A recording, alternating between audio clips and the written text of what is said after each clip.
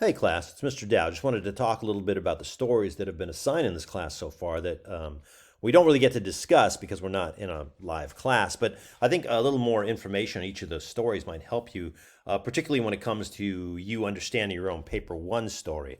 So let me shrink myself here. Let's go to a quick PowerPoint and talk about some of the things that I want to get across.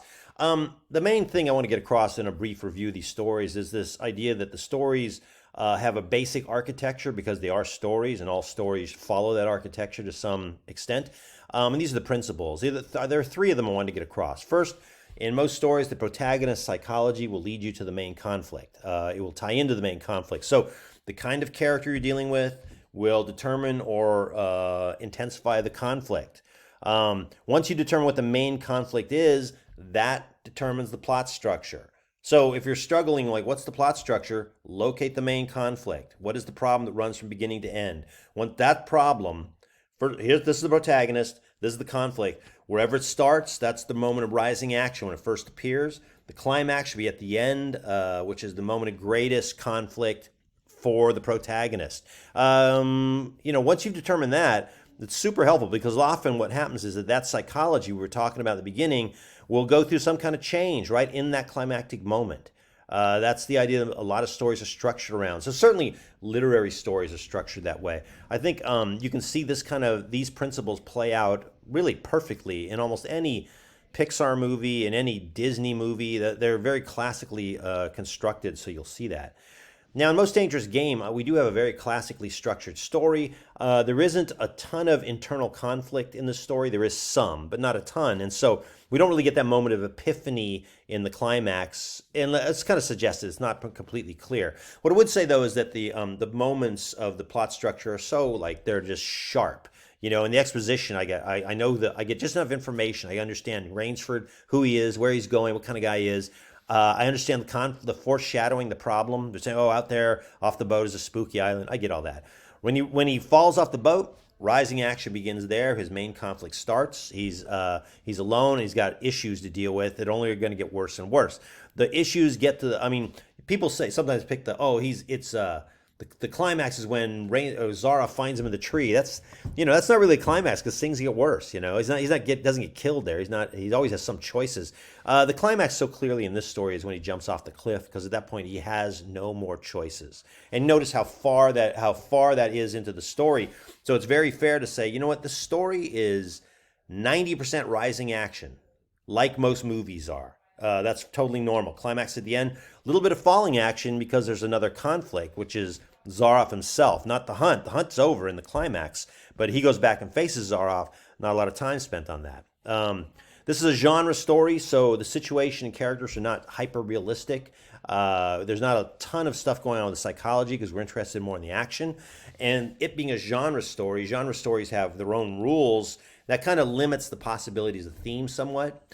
The story plays with the idea that Zaroff and Rainsford are essentially kind of the same kind of guy, but in the end, it's like, he's a good guy. Rainsford's a good guy, so he beats Zaroff because he's good. Good people beat them, but I don't really get a strong epiphany. The only possibility of change there, or maybe something is different in Rainsford, is that he does in the following action he chooses to go back to face Zaroff. And then you can say that's kind of a reflection of the psychology of him in the beginning, that he was so sort of self-centered kind of a guy. All right, on Powder, literary story, not genre, so there is more psychology involved here. And I think that's the plot structure is determined by that psychology because it leads to the main conflict. First reading, I think it's about a ski trip. Can they get in time for Christmas Eve dinner? But ultimately, it's really no. It's about a father and son, and can they become more close? And I know that because the son's psychology, being sort of a worrywart, he's very hyper organized, and that becomes clear as a problem, really, by the paragraph two. And so that's my rising action. The most climactic moment of the story is when he is the most worried. His dad's going to break the law and go down that mountain. And that psychology of being kind of a worrywart and hyper organized, it reaches an epiphany right at the climax when he ultimately lets go and starts to actually look at his dad and sort of appreciate who he is. And Powder is more complicated thematically because it is a literary story relying more on psychology than on action. Hills Like White Elephants. Now, this story is, because it has this objective point of view where I'm not in anybody's mind, I don't know what, I don't want I don't know who the protagonist is in the beginning. Two things happen. One is that the dialogue becomes more important. I have to try to pick out clues from that dialogue because there isn't much other stuff besides the dialogue. And then symbolism becomes important. There's so much dialogue on the page, and then I finally get to a block of description. It's very important for me to interpret that somehow. But it's hard to do that as I'm going through because I'm trying to follow the basic patterns of storytelling, which is, hey, now when in that Rainsford story, he fell off the boat. I understood the problem happened, but this is a literary story, and so it's all there. It's just that it's not that easy to get to. There's like, I'll call it smoke.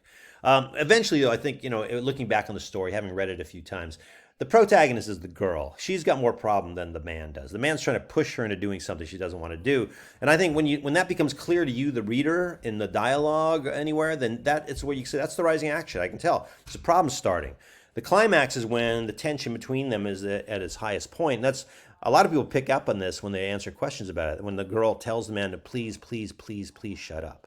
At that point, if you're familiar with the way couples interact, you would say, oh, I recognize that point. That's like, I don't want to go any further than this.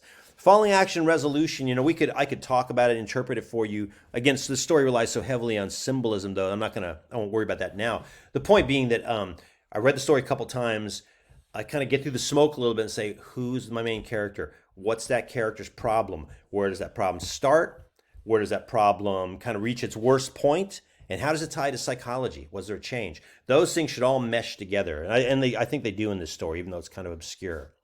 In the lottery, again, we have an objective point of view. I'm not in anybody's mind in particular. I follow Tessie, but there's a lot of reasons that I don't take her as a protagonist. It's hard to pick her as a protagonist. I'm not in her mind. I don't know what she feels. I don't like her. She's willing to throw her daughter into this lottery before herself. And she doesn't object to the lottery ever, not in a way that makes sense. She says, oh, you didn't give enough time. Makes no sense. I want somebody to stand up and say, this is wrong. We shouldn't do it. And Tessie never does that. So I think that she doesn't exactly work as the protagonist. So it's kind of a tricky story. The plot structure it's almost like the reader is the protagonist here. It's whenever you, the reader, start becoming uneasy about this lottery that I think the problem starts. And at the point when you become certain about, it's about this, and your objections are coming across. That's kind of the climax, because Tessie's objections are not your objections. They're not the same thing. Tessie's with the lottery. She's just against getting picked. And story of an hour. Again, complicated. Just smoke, though. The structure is still the same, like all the stories.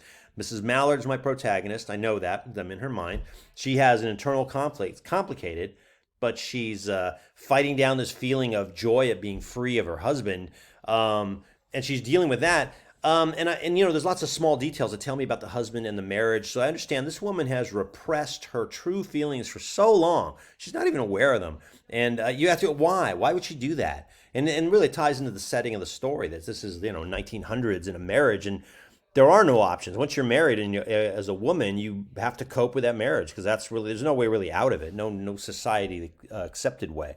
I think this is a story with the irony, kind of like in the lottery, the irony affects the plot structure. Groups of stories like called O. Henry stories. He was a writer that would write these very tricky little stories that ended in a sudden, shocking reversal. And you go, oh! And just like the Twilight Zone, same kind of thing. A good Twilight Zone episode, you watch it and there's a sudden reveal and oh! That's when the story's relying more on irony than traditional story structure where someone has an epiphany. It's really the epiphany in an irony story is for you, the reader. You get to realize something that nobody else gets to realize. And that sort of limits the structure of the plot. And we do have this thing with a character conflict internal. And because of that, I can see kind of where it starts and what the climactic moment is. So, all right. So, basically that was it. I just want to kind of get an idea of how all the stories are similar in the way that they approach these ideas. And hopefully that's somewhat helpful to you as you work on your own paper number one story. All right.